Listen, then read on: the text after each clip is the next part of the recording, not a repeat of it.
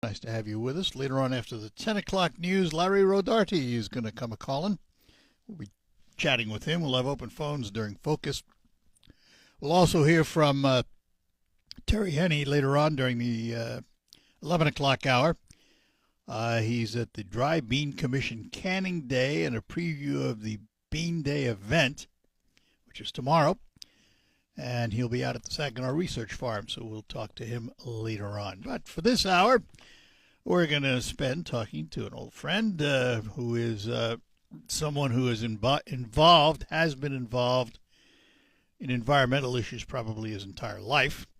And we say good morning to Peter Sinclair. Hey. How are you? Cold out there. So we were chatting beforehand, and you mentioned this. A month ago, you would have thought, okay, well, we're going to talk about competition for oil and all of that stuff. And it seems there's a few other things going on. What did you have in mind? Kind of a slow news week, isn't it? Well, that's funny you mentioned that because thinking back to my career of a lot of years, I don't ever remember a period of time. Let's say, well, I would probably identify it as starting in 2016, the Trump years and forward, and the Biden in between. I don't ever remember a time where there's been this much news, conflicting, confusing, and every time you turn around, it's something else. Well, I think that some of that's by design. I agree. Some of these are distractions, Obviously, elephant in the room this week is the Epstein files, which, and all of a sudden that's become the major story. Well, and a few months ago we were being told it was a hoax, didn't exist, and now we're reading the files. Wait till you find out about the climate change hoax. You're going to be really upset. Well, I don't think we'll ever find out about that. I think that controversy will continue forever for a lot of reasons. But the Epstein thing, what worries me about the Epstein thing is there's going to be a certain amount of guilt by association. I don't know who's guilty and who's innocent. But if your name's in the file, all of a sudden you're in the file. Sure. And, I am so tired of hearing about it. Let it play the way it's going to play, but does it have to be the top story in the news every day? Well, of course, that's the way our minds work, but we have to have all of the files, and I think it just reminds us of the influence that extremely wealthy people have, and their ability to escape responsibility and feel apparently that they are above the laws and principles that the rest of us kind of live by. It's catching up to a lot of them. But my concern is when we say all the files, I agree. They ought to be done with it. And, when is government going to learn that the more transparent they are, the less controversy they'll have? They don't seem to understand that. But I do believe there's room for redaction. The question is how much and who should be redacted. Victims should be protected. Absolutely. Without question. Yeah. Without question. As for the rest, if your name's in there, your name's in there. But I go back to what I said about guilt by association. Somehow we need to figure out how to filter out those that are guilty and those that aren't. Just because you knew Jeffrey Epstein doesn't mean you're guilty of anything. But, yeah, I think all this does is throw mud in the water. I think I've seen pictures of Jeffrey Epstein with the Pope, and he knew a lot of people. He did. And he hung around with the wealthy. That's what he wanted to do. Sure. Power and wealth. Yeah, and but if your name is on an email and you're not one of the victims, but you are going to one of his parties and you're talking about what you're going to do at one of his parties, we should know. We should know who you are. Yeah, if in that case, But anyway, I hear the mere fact that we're sitting here talking about it. Yeah. Is, Yeah. it blows my mind. I mean, we have become what I call an accusatory society today. Every time there's a political race, we don't hear about what you're going to do for us. We hear about why the other guy's a bad guy and, name calling and all that stuff. Sure. And quite honestly, and I've said this on the air, the Democrats lost the last presidential race for two reasons. One, I don't think Kamala Harris was the strongest candidate. That's one. But the other one is they spent all their time calling Trump and all the others names, never told us what they're going to do to bring down costs and all of that. And I just think that's a flawed methodology for running for office. And if they do it again, I think the results will be the same. Maybe they've learned and they won't, but I don't know. And it's politics today. Let's face it. We talked before going on the air about negative campaign ads. They're there because they work. People respond to them. Sure. Well, I think we're a year into this administration now, and many of the things that people were concerned about have kind of come to the fore. In the last couple of weeks, we've had the administration playing a game of chicken with NATO and Canada. Yeah, with Canada. And Denmark. And we're talking about invading Greenland. Yeah, well, that ain't gonna happen. Well, okay, but the fact that it did, the fact that it was discussed, that it was even discussed, changed the United States' position in the world. Yeah. And maybe permanently, or at least it's going to take a long time for us to build back. I would question that, and here's why, Peter.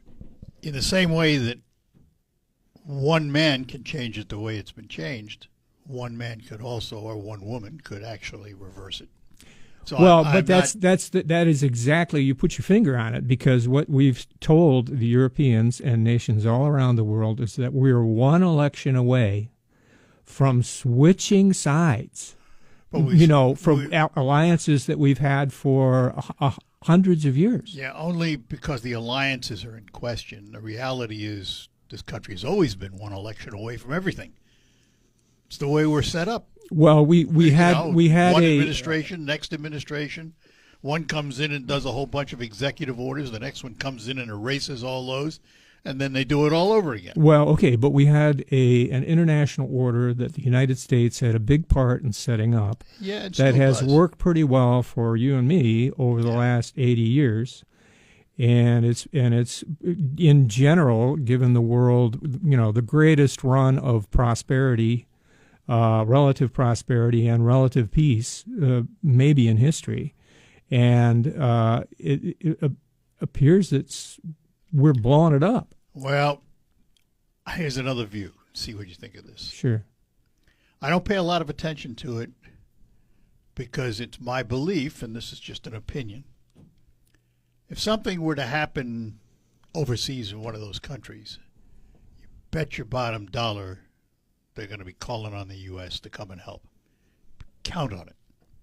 So for all the bravado in the news and all the dislike and we're going to have to reform, do this, the world order hasn't changed that much. Maybe in the news, but in reality, if something comes up and NATO needs to get together and protect itself, the U.S. will be right there. Well, I think what is changed is some things that are a little bit more subtle. Like, for instance, this administration came in with, as everybody knows, this agenda of drill, baby, drill. Drill, baby, drill, and close the borders. Sure. And what they meant by that was, they hired Chris Wright, who is a fracking mogul for Secretary of Energy. And his idea is whatever the world's problems are, the answer is fracked gas. And so he is full steam ahead building huge multi-billion-dollar facilities on the Gulf of Mexico with the expectation that there's going to be essentially an unlimited market overseas, Europe, but also the developing world, for this product. Now, that means that Americans, everyday Americans, are going to be competing with people who are willing to pay 5 times as much for that gas. So our prices are going to go up. But also the Europeans they switched to us from Russia after the Ukraine war. They moved into renewables, but also they moved into U.S. liquefied natural gas. But now they're saying, wait a minute, these guys, we can't trust these guys. So now, but there's other people that will sell them that gas, people in the Middle East and elsewhere, and they can still redouble their efforts to get off of fossil fuels entirely, which they are. Some are, yeah. All right, we're going to take a break, come back. We're talking to Peter Sinclair this morning. A lot of things to talk about, and we will continue the conversation after these notes. Hey, it's Charlie Rood here. About electric vehicles and their future. And I put forth the notion that I believe, at least for the near future, particularly the next maybe decade or two, hybrids are going to be the answer, not pure electrics. What do you think? Well, the previous administration had kind of a 2-track policy. One was you give tax breaks to people who buy electric cars, and the other was you have very high tariffs against, for instance, Chinese electric vehicles, which you and I both agree are highly competitive. Highly competitive, but not allowed in this country. And Canadians, because they saw value in helping protect the U.S. auto industry, they have a stake in it. They went along with 100% tariffs on Chinese cars too. Well, then over the last few months, we've basically bullied and threatened the Canadians, and started incentivizing U.S. companies to pull manufacturing out of Canada, so they no longer feel, first of all, trusting of us after 200 years, and they feel they have less of a stake in the U.S. auto industry. So now they are inviting in, they've dropped their tariffs down to 6%, and they're inviting Chinese cars into Canada. And I don't think anybody doubts that there will eventually be manufacturing Chinese cars in Canada.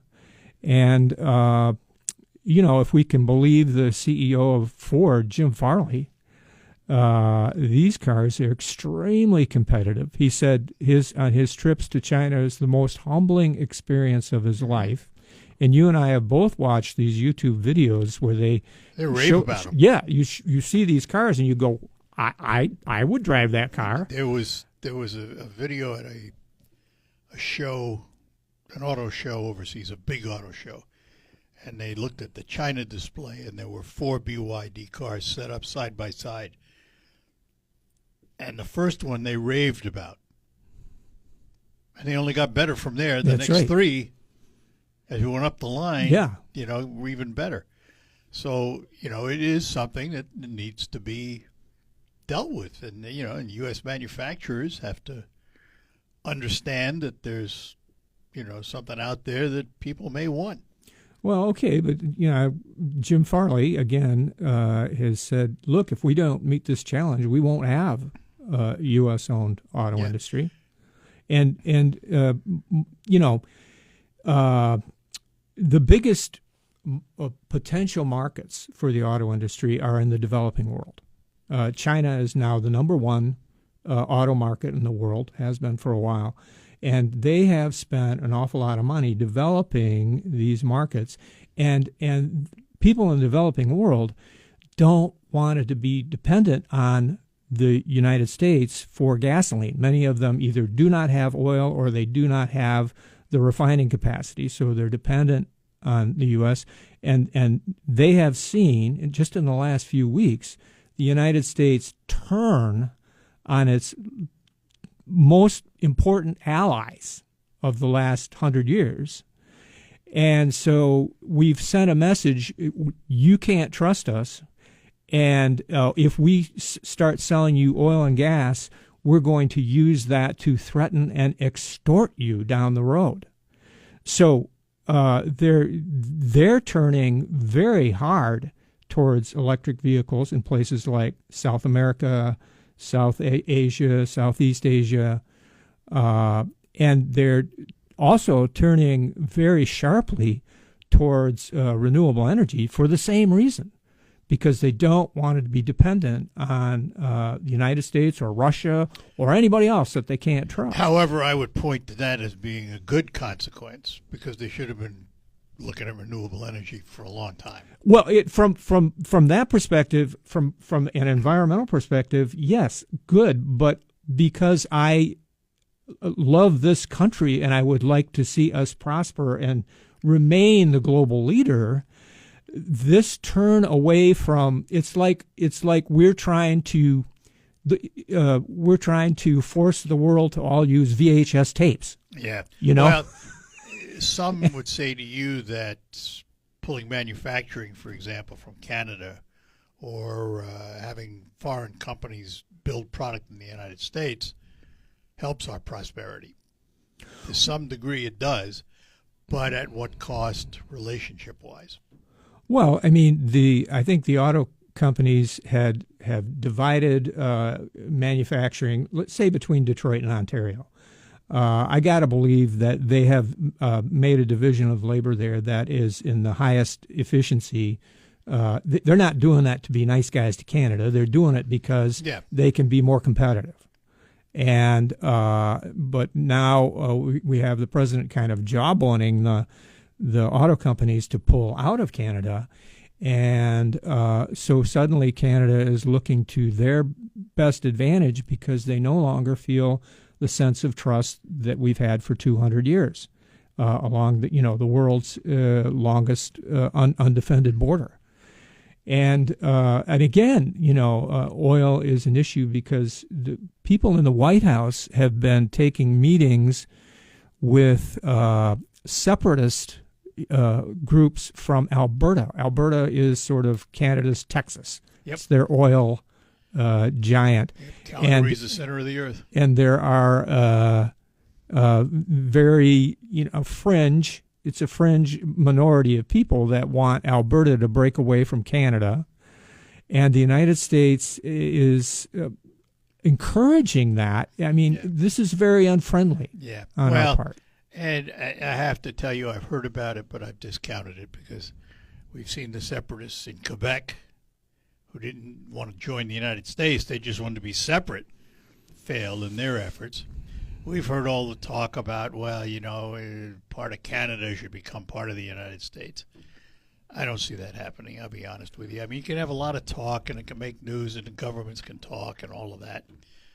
But I doubt if it's ever going to happen. Well, it's a little bit different situation when the President of the United States or people under the President are taking meetings with those separatists, and if they're putting out on their social media, say, pictures of Canada plastered with the American flag. Well, do all you want. That doesn't change anything. And insulting the Prime Minister of Canada and calling him a governor. Yeah.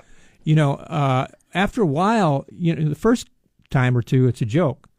But after a while, it's having real-world consequences that are going to affect people right here in Michigan strongly in the not-too-distant future.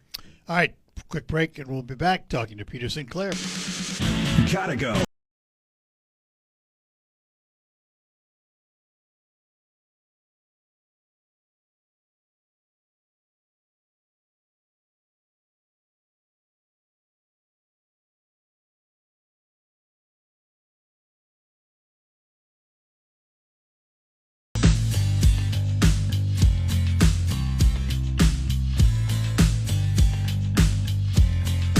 Back with you, Peter Sinclair in the studio with me, talking about whatever comes to our minds. Apparently. That's the fun of it, Peter. I mean, this is what we're having, a conversation. And what I really like, and I will say this in front of him, what I really like about Peter is we can disagree in a congenial way. We're not calling each other names. We're not yelling and shouting at each other. We're having a discussion. And a lot of it we agree on. Some of it we don't. But that's what makes a good discussion, you know. And I think a lot of these things need to be discussed, need to be brought to the forefront. So I want to go back to what we thought we were going to talk about today. Sure. And the world competing for oil. One of the things Trump ran on was drill, baby, drill, as you mentioned, you know, and making America totally independent. And that, you know, we do have a large supply of oil. Where do you see it going?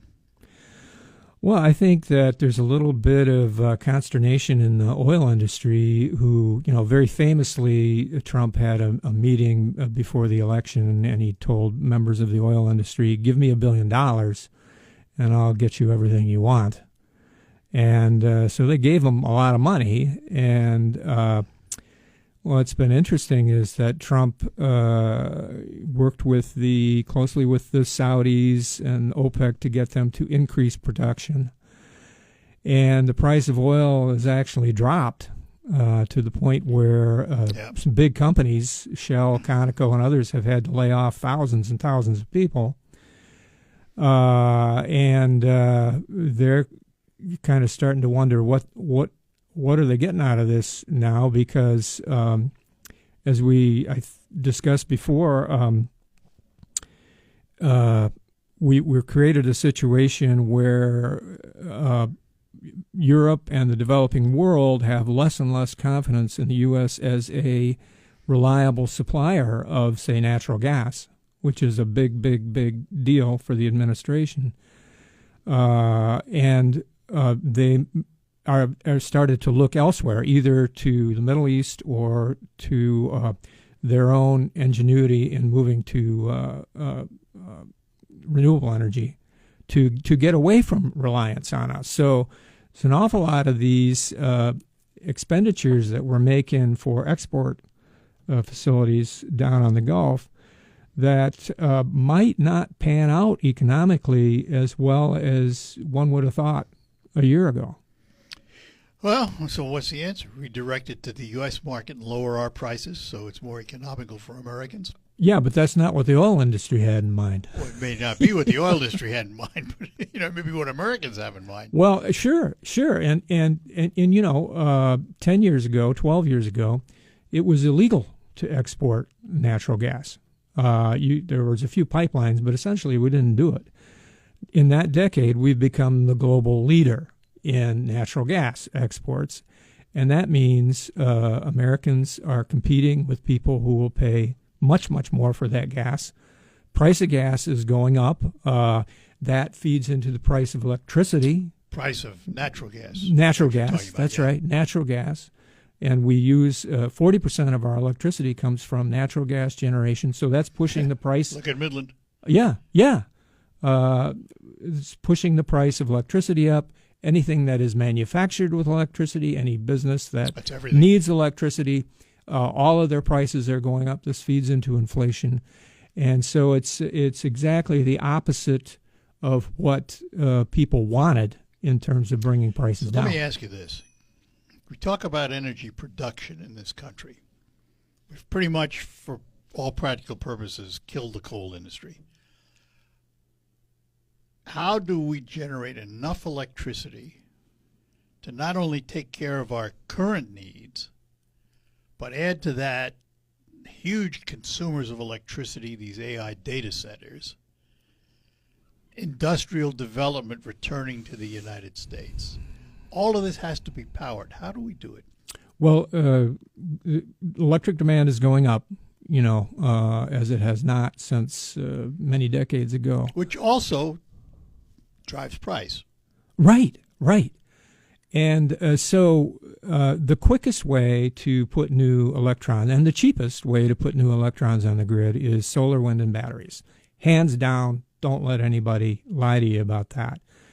The administration has been trying to push away those, and big utilities executives will tell you no, we really need to get those on the grid, or we're going to be in deep straits here in relatively near term, in terms of not meeting demand and skyrocketing prices. But I've also heard that they're talking about 10 to 15% of their production, not 50 or 60% of their production.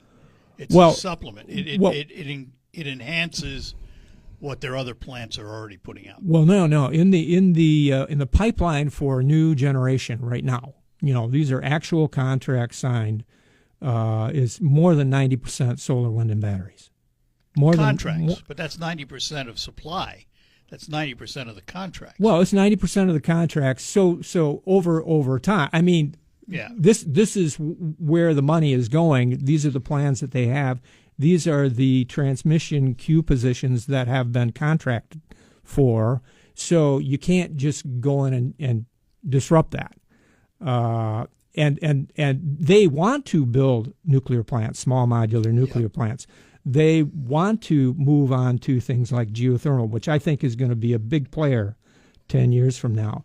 But again, that's 10 years out. That's the next tier of development. We have demand that is coming right now. And if we don't cite more of these solar and wind and battery facilities, we're going to be facing big consequences in the relatively near term. This is something that scares not just me, but a whole lot of high-level utility CEOs. All right, we'll be back with Peter Sinclair and another final segment. Let me talk about your tires for a minute, because in the winter weather we're having, there are differences between winter tires and all-season tires. And our friends at Quick Lane Freeland, excuse me for a minute. Had something stuck in my throat.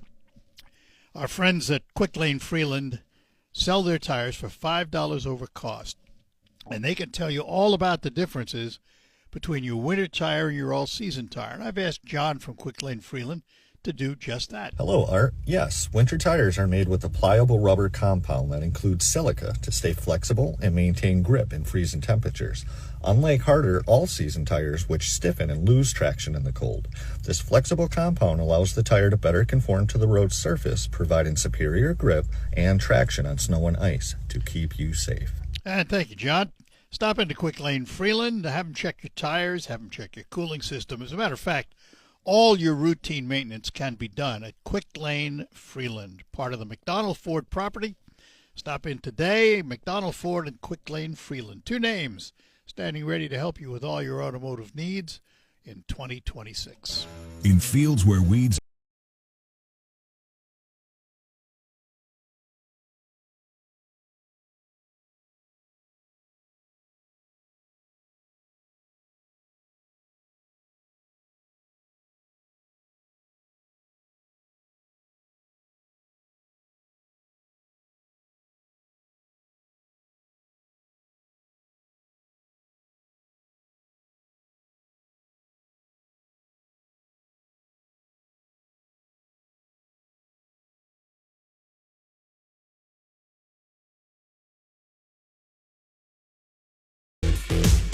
Hi, we're back with you on the Art Lewis Show, talking to Peter Sinclair.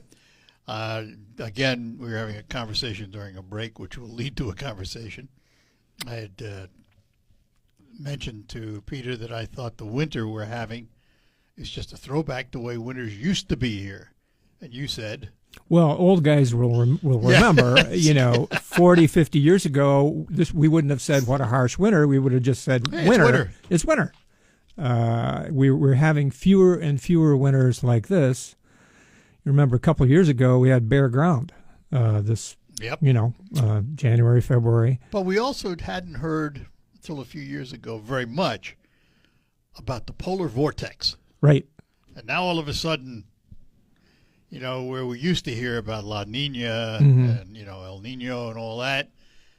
Now all of a sudden the discussion is all about the polar vortex and what it's doing to us. Well, and we talk about that here in this part of the country. Sure. Well, a couple of years ago I interviewed two researchers, Judah Cohen at MIT and Martha Shelsky, who was at the time the chief climatologist for Nebraska. And both of them, looking at their own data sets independently, they said winter as a whole is getting warmer, but there's a patch, like late January through February, where in that area east of the Rockies,